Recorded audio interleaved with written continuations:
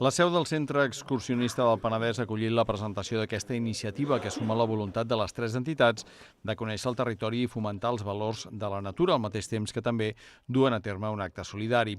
Una intenció, com explica la secretària tècnica de l'Institut d'Estudis Penedesencs, la Pilar Terrada, que voldrien repetir a partir d'ara cada novembre. I llavors, sembla ser que la idea va tenir èxit i ens vam trobar un dia, vam començar a parlar i una miqueta ens va sortir aquesta proposta, que la nostra intenció és que un cop a l'any, aproximadament al mes de novembre, puguem dur a terme cada any una sortida, una caminada popular en benefici de la Marató de TV3.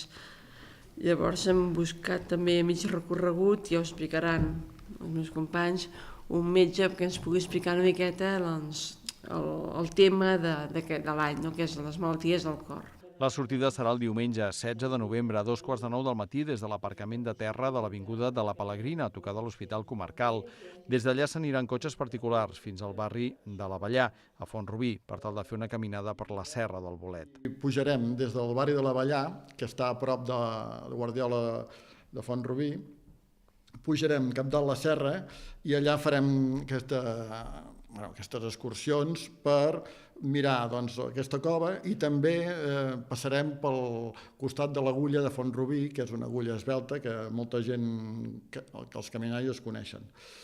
Després ens anirem a veure la cova de Bolet, que és la cova prehistòrica i amb més renom d'aquestes contorns.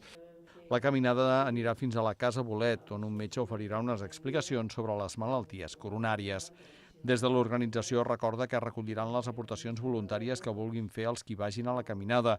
Els qui facin una aportació de més de 10 euros rebran d'obsequi una samarreta que ha fet l'Institut d'Estudis Penedesencs per a l'ocasió. També remarquen que la sortida es mantindrà encara que faci mal temps.